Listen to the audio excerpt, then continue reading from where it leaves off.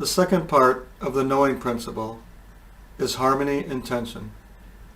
Most truths in life exist as a harmony in the tension of two or more extremes.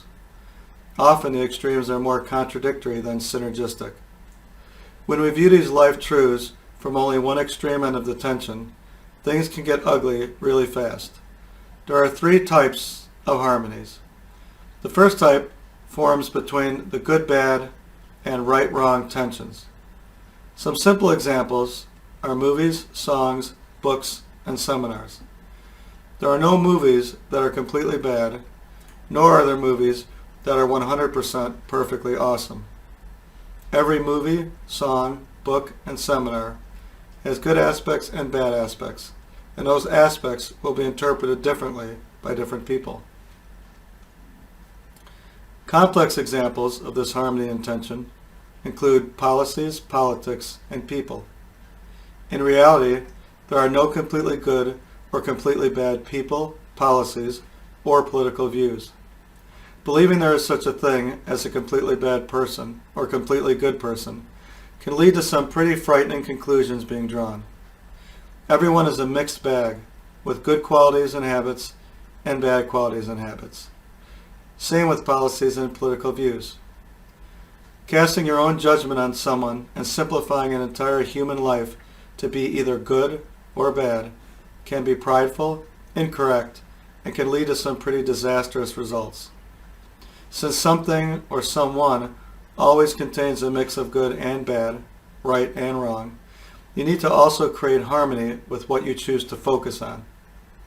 When dealing with other people, you will be much happier if you choose to focus on the good, but at the same time enforce appropriate boundaries to protect yourself from the bad.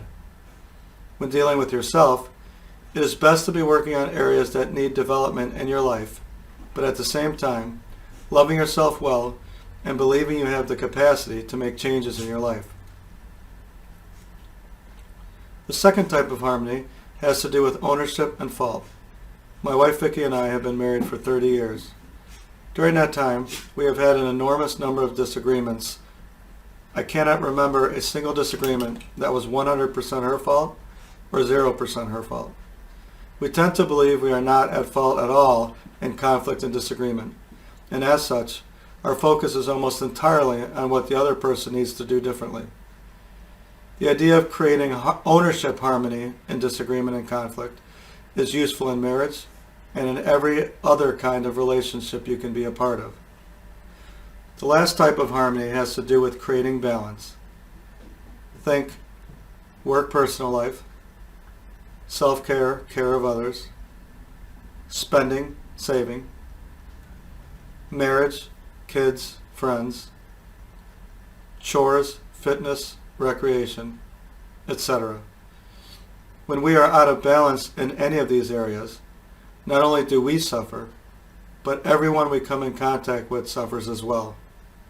Those closest to us suffer the most.